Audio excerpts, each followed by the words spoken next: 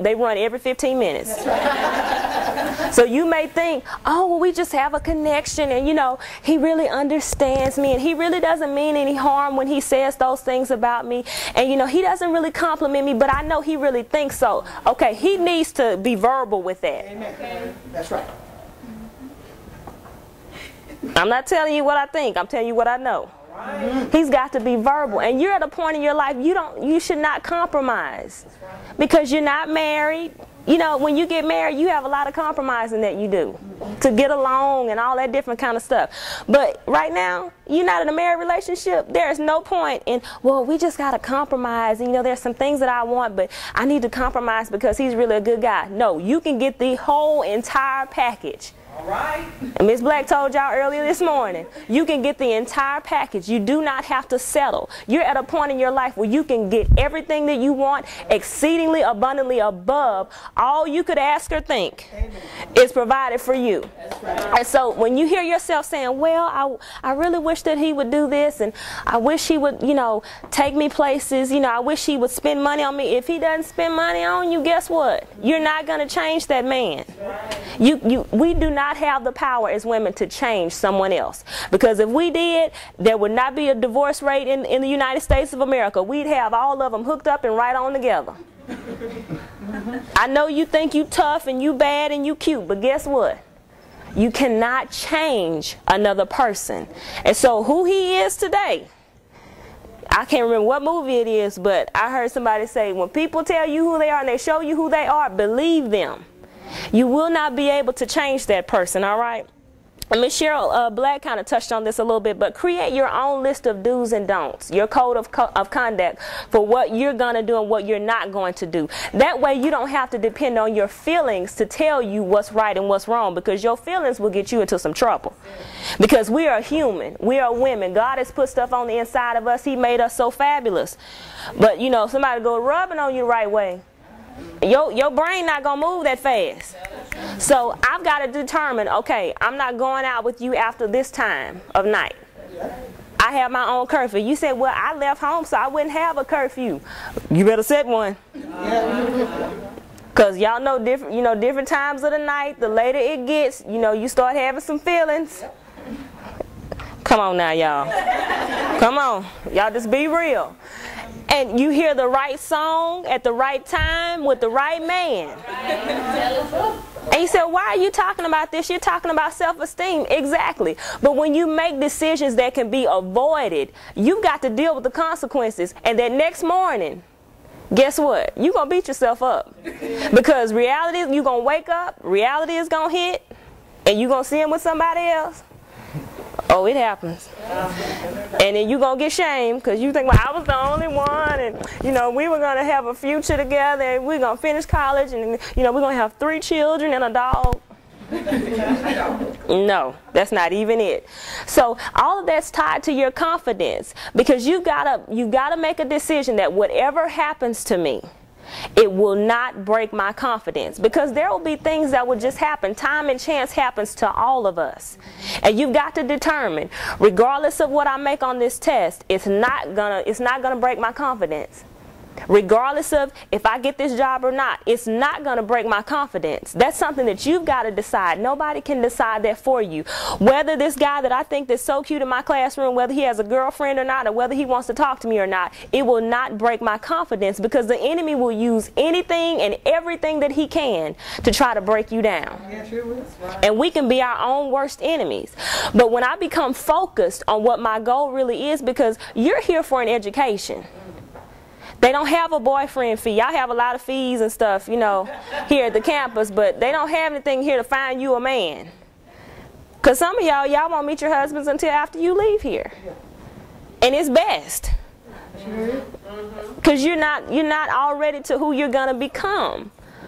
That's the whole point of it. You're constantly growing. Every day you're constantly growing. You're constantly evolving into who you're supposed to be. And so you don't want to jump into a relationship or a marriage relationship with somebody, you know, too early. You're immature, they're immature.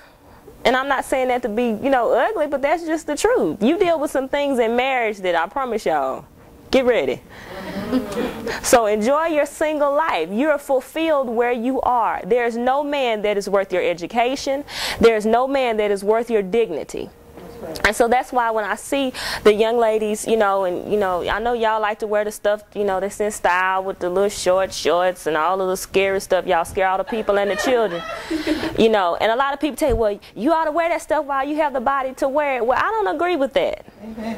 I don't agree with that. Just like they say, well, you should do everything that you think you want to do. Do it in college. That's not the truth, because all it takes is one wrong place at the wrong time. I don't know how many people that have made some horrible decisions and that have left this earth because of being at the wrong place at the wrong time. It just takes one. Tell your neighbor, it just takes one. That's all it takes. And you say, well, I'm grown and I should be able to go do what I want to do. That's true. But you have to set your limitations for what's acceptable for you and what's unacceptable for you. And that's not just in male relationships. That's in female relationships as well. Because you have to be very careful. Because like I said, they're either helping or they're hurting you. And so she's always telling you, well, girl, you getting fat. I got that shirt you got on. It look a little cute on me. People do that. They will. They really do. There's some people that they'll say some ugly things to you. But you have to be mentally prepared for that and say, okay, hold it. You've identified yourself as somebody who's not celebrating me. So guess what? I got to peace out. That's right. And you don't have to have I told y'all, you don't have to have a knockdown, drag out, well, let me tell you about yourself. Because this is what I see. You say what you want to say about me. Let me tell you about you. You don't even have to do all of that. Because you don't have to have a rebuttal to somebody tearing you down. When you know who you are, I don't even have to address it. I can just walk away. And some people just say that because they can't help it. They can't stand to see you cute. And that's a part of the territory. Some people don't want you to be fabulous. I saw Miss Black this morning, and that makeup is tough. The suit is tough. And I said, just get it out of the way and tell them they look good. Tell them they look fabulous. And I really wish as sisters we could really get this down pat. So many women walk into a room, and all of them looking each other up and down and thinking, oh, that's cute. And looking like, That's a confidence issue. There are a lot of grown women walking around with little girl issues. That's right. I want to be accepted. I want her to like me. I want you to be my friend. But it doesn't come across like that. It comes across like, well, whatever. I'm walking through here and you just, whatever. That's what it comes across as. But on the inside, there's some little girl issues that they're dealing with. And so you've got to know that just because somebody is dressed to the nines and dressed from head to toe, it might be something ugly going on in there. I mean, really. The people that you look at and the people that you say, well, I want to dress like her and I want to be like her, you always have to be very careful when you choose to idolize people, because you don't know what they're dealing with on the inside that makes them overcompensate on the outside. I believe in being fabulous. I believe in looking fabulous. I'm a proponent for that. But I believe in being fabulous on the inside as well. Amen. Because when I'm fabulous on the inside, nobody can touch me. I can walk into any room and hold my head high, regardless of what I have on. See, it's easy when you have all, I'm cute today. Okay, I know I'm cute. I know I'm cute. Okay. I believe in self-esteem and confidence. That's just where it is.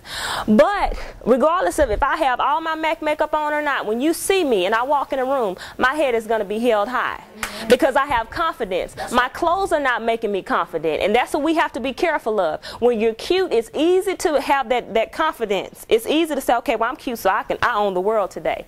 But you've got to have that confidence so embedded in you that it doesn't matter what you have on. If I have on a t-shirt and sweats, I rock them like I got on heels.